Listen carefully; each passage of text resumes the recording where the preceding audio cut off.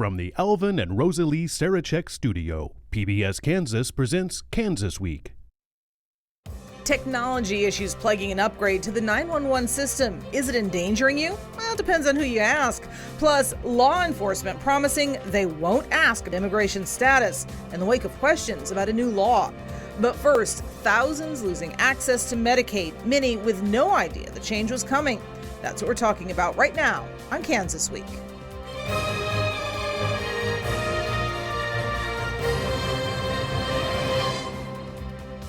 Welcome to Kansas Week. I'm your host, Pilar Pedraza. Thousands of Kansans have lost health care coverage now that the pandemic rules have been lifted for Medicaid. It's called an unwinding process, and it's catching many Kansans by surprise. Rebecca Chung with the KSN Capitol Bureau explains what's going on. Well, it's part of the unwinding process, and so far more than 5,000 Kansans have been kicked off their coverage. About 46,000 are in limbo. Thousands of Kansans are at risk of losing their health care as health officials roll back pandemic policies. People receiving Medicaid would need to have their eligibility redetermined. And so that was put on pause during the pandemic. That's going back into effect now. April Holman, executive director of Alliance for a Healthy Kansas, is tracking the numbers. As of last week, more than 207,000 people across the state received a renewal notice to determine their eligibility. Since then, more than 5,000 people have been kicked off their coverage, and about 46,000 have a 90-day window to turn in their renewal notice for consideration. CanCare doesn't have their updated address to communicate with them, and people are just out of the practice of doing this. This comes as thousands of Kansans are also stuck in the coverage gap. Kansas Governor Laura Kelly renewed her push for Medicaid expansion in the state at a news conference earlier this month. Kansas is one of just 10 states nationwide that has not expanded Medicaid. The Republican leaders say they're not budging on the issue. We know that for the individuals who fall in the coverage gap, it's urgent for them and has been for the last, 10 years. But I think that it's becoming more and more of an issue that everyday Kansans care deeply about.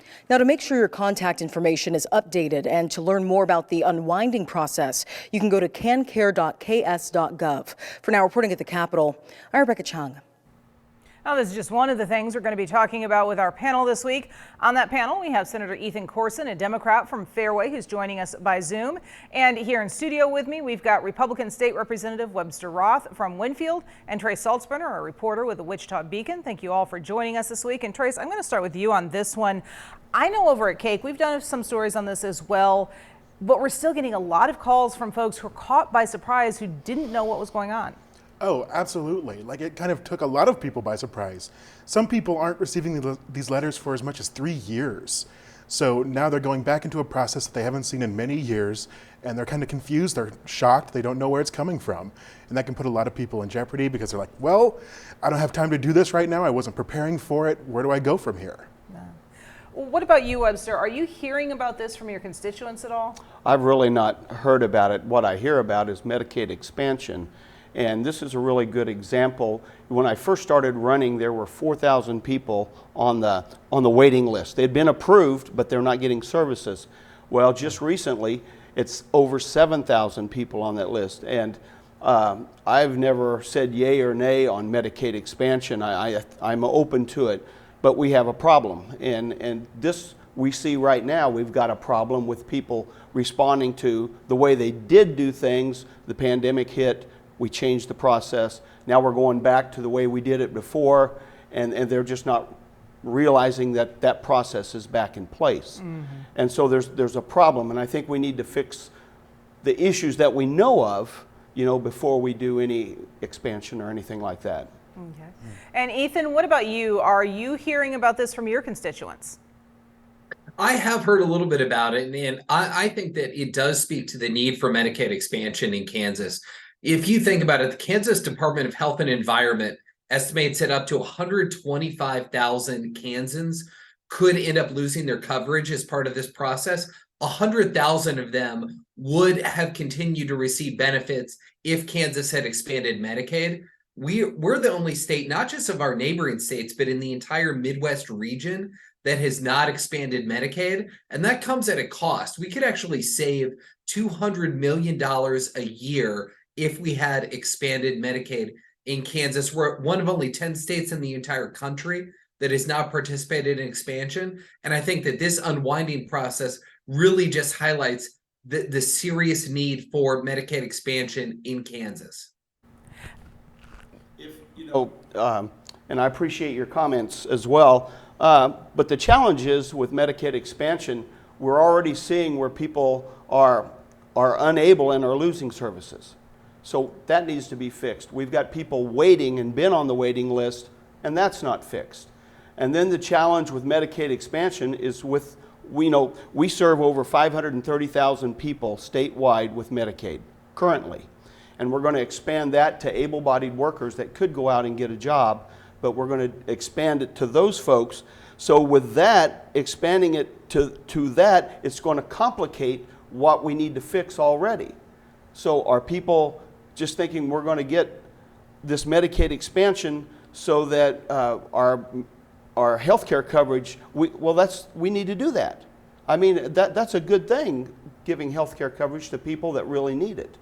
And there was a presentation to the Welfare Committee from KDHE that outlined a lot of the problems. And some of the problems are clinics, doctors, and hospitals are not willing to accept the rates that Medicaid pays on. So then, and I think that's part of the reason why some of the people are not getting, are having to wait, because the rates that Medicaid pays is not up to par with the standard rates that they currently charge. Yeah.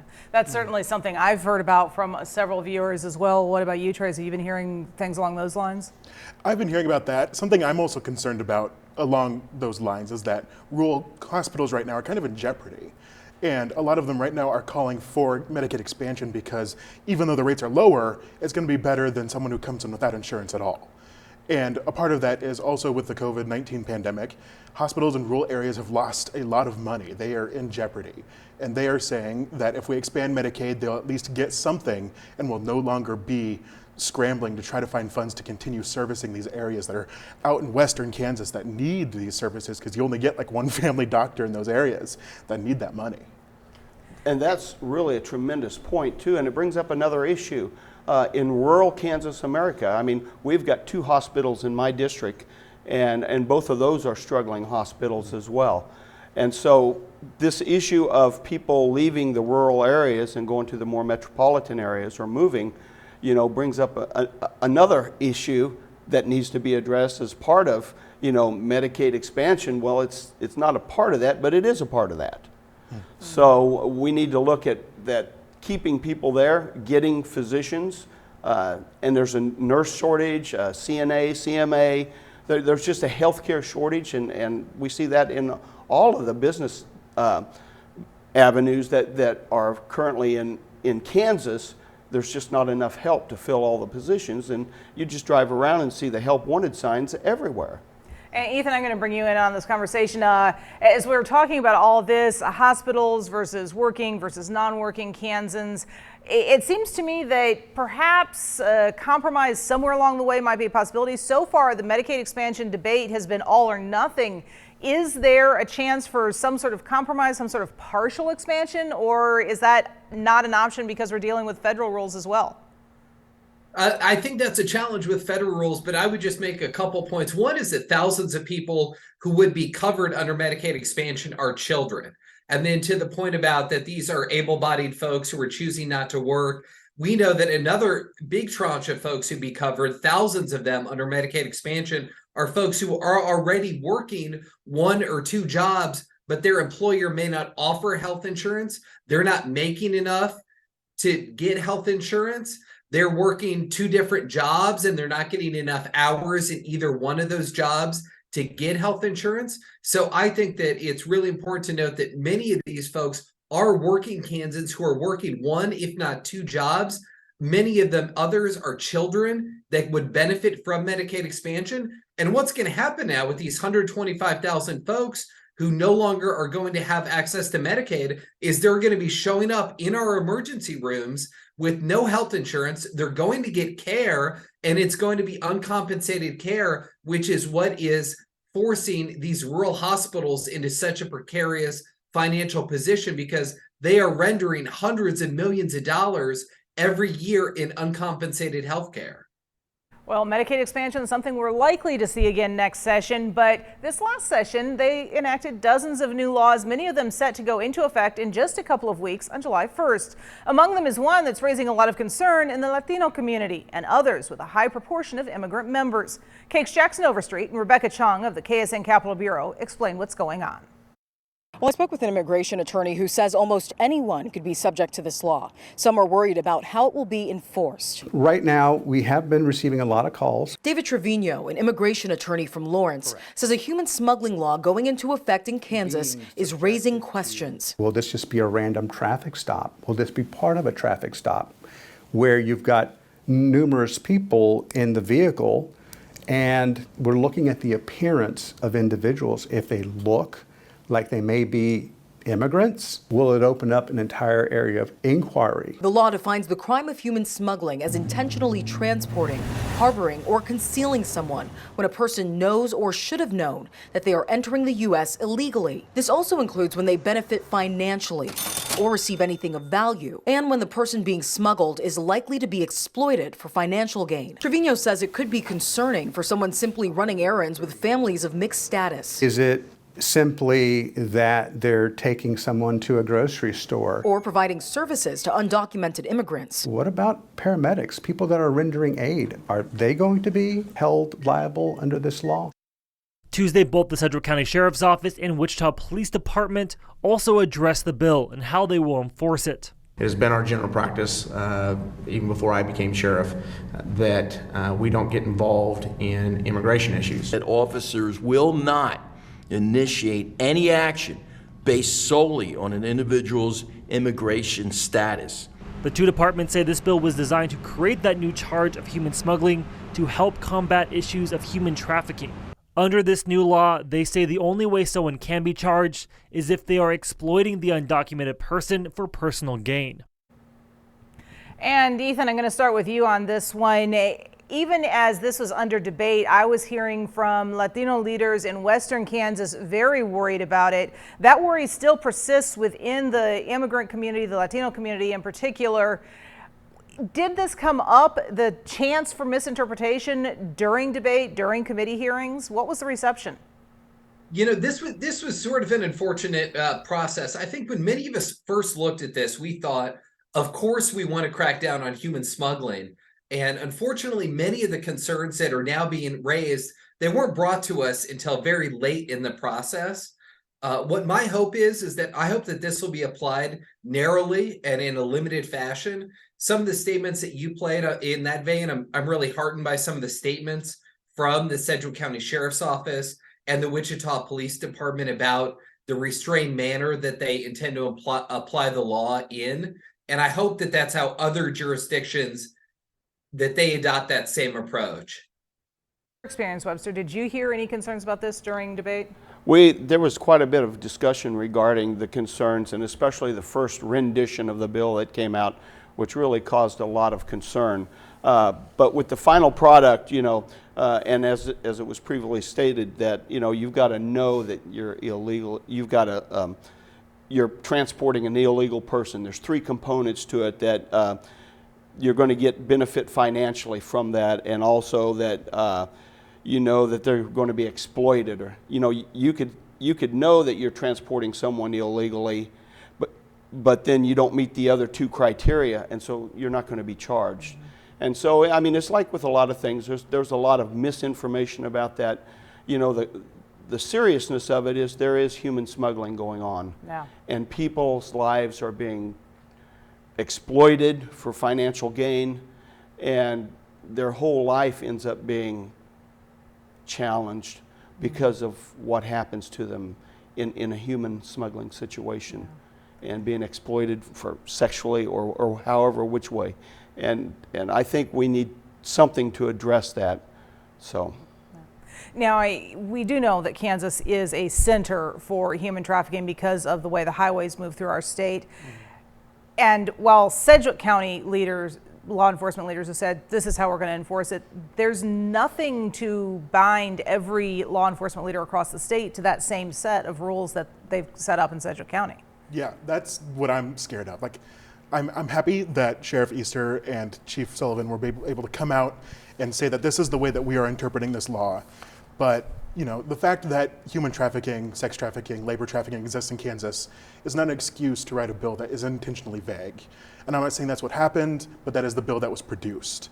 So it has a lot of people, including lawyers who represent undocumented immigrants, being like, someone could look at this bill and very easily interpret it in ways that are harmful and dangerous and make coming into America a horrible and frankly dangerous thing to do, because you're worried how this is going to affect your family that's already here. I was listening to a woman who's like, I'm undocumented, my son is not.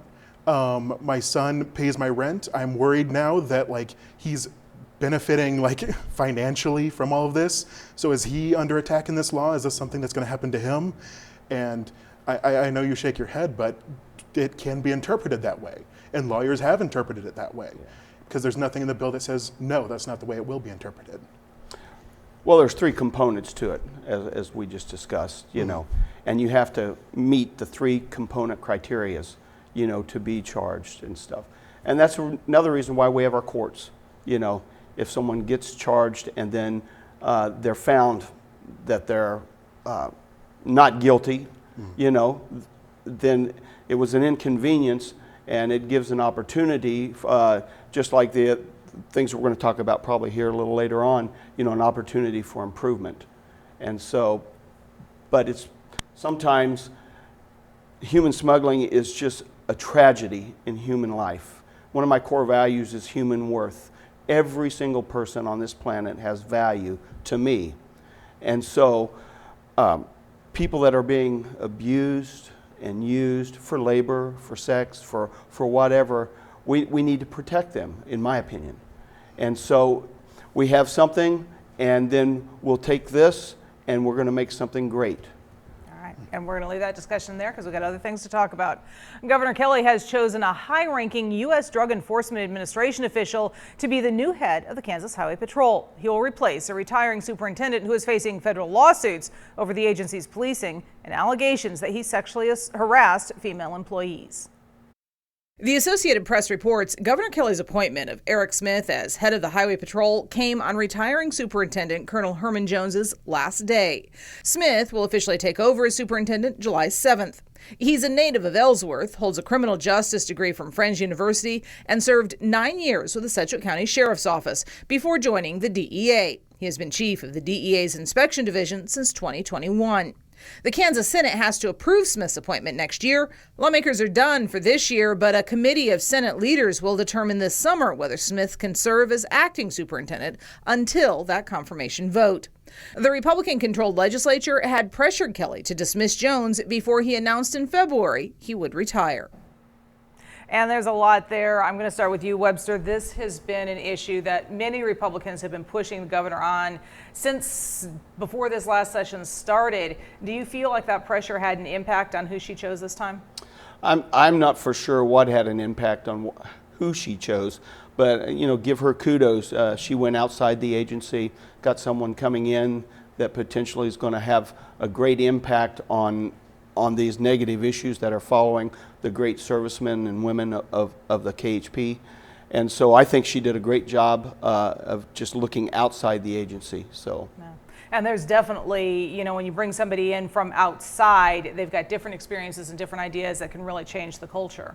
Yes, and I think that's going to happen. I believe it. And like I say, I think Governor Kelly did a great service to Kansas by looking outside the agency and bringing someone new in with some fresh ideas and a new look at how we should do business.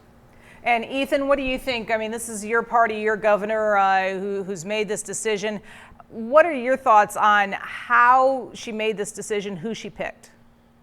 Well, I echo what Representative Ross said. I think this was an excellent selection by Governor Kelly. This is somebody that has both deep ties to Kansas, somebody with impeccable law enforcement credentials over a 30-year career, somebody who served in law enforcement at the county level, in the Sedgwick County Sheriff's Office, at the federal level, including in Kansas City. I think Mr. Smith is going to do a great job. The Highway Patrol has a critically important mission, and I hope that we can have a really speedy Senate confirmation when we get back into session next year. All right. Well, 911 is a lifeline in the case of an emergency, from a traumatic accident to a house fire or just a cat stuck in a tree. Calling it is the first thing most Americans think to do. But what if that call doesn't get an answer? That's what some say is happening as Sedgwick County moves to an automated dispatching system. The county says it's just working out some kinks in the system upgrade. Cake's Nick Nelson shows us. It's not configured correctly. It never was configured correctly. This is what Union President Ted Bush said in an interview with Cake News last week regarding Sedgwick County's newly installed computer-aided dispatch, or CAD, system. Sedgwick County officials said Wednesday that this isn't true. Emergency Communications Director Elora Forshee says while there have been some instances of not responding fast enough, there's no reason to believe the CAD system doesn't work on a large scale. There were glitches and things that you can test everything that you want to test, but until you are live on that system and using it with the call volume that we have here in Sedgwick County, you figure out like, hey, we didn't have the right alert on this address. Forshee says the system is working and they're continuing to make improvements to ensure the safety of county residents. Some really innovative ways to respond to fires and how to enhance this to make sure that their crews have what they need, that they have coverage to make sure the city is well taken care of. County officials admit some problems with the CAD system installed in April. Sheriff Jeff Easter says most of those issues come with the territory of having a new system. He said, however, that there's no cause for alarm and any issues have been or are being worked on. Some of those issues are an easy fix. Some of the issues are going to take a little bit longer to fix. And I know that as we talk about technology, we've all been there. You had an upgrade to new technology of some sort, and until you put it into place, you couldn't tell. I've actually worked in 2 different newsrooms in the Wichita area as they were moving from an analog to a digital control room. And no matter the number of rehearsals we had ahead of time, when they went live with that digital control room, the on-air product was a mess for like at least a month. But at the same time, we're talking about something that involves people's lives. Yeah, we are. I mean, it's concerning. I mean, I'm going to be following this very closely. I want to know and see what these issues are. I know 911 and that whole entire communications team has been in flux right now because they're moving locations, they're getting a new office, they're expanding, they're looking for better ways to improve. And, you know, this is also a part of that. And it is a new system. It's going to have a lot of kinks. But also, like, this is something that deals with people's lives. It's something that is going to need to be fixed, hopefully as soon as they can. And this is part of kind of an ongoing issue of upgrading 911 systems statewide. We've seen other issues coming through. Is there any help, do you know, from the state level as these different county 911 systems are upgrading? Well, I'm not aware of any requests been made, of the legislature to address maybe some finance issues, But, with Wichita having over 2,000 calls come in a day, there's a good chance that when a call comes in, there might be 7 other calls at the exact same time, and there's just not enough staff to answer all those calls. But they are answered within, a few seconds or, 10, 15 seconds. So I think we just have an opportunity for improvement, and it's kind of like going from an iPhone to an Android. You've got some issues there, and it's different, and so we've got a new system in, or you all have a new system in, being from Winfield, and you're just working out the kinks. And when all of this gets worked out, we're going to have a great system, and like I say, it's just another great opportunity for improvement, and I'm glad to see that Wichita is moving forward, plus they're working out of the back room instead of the center, but they're upgrading the call center. So when you get all of this done, Wichita is going to be, at the top of the heap. Well, that's certainly the goal. Ethan, as we look at this, and you're coming from kind of the other end of the state, but still dealing with some of these same issues as far as trying to make sure that people are protected. How important do you think it is for 911 systems in particular to have that latest technology? I think it plays a critical role. Where we want to get to across the state is we want to have 90% of calls answered within 15 seconds. That's considered sort of industry standard, and that's where we want to be across all our 105 counties.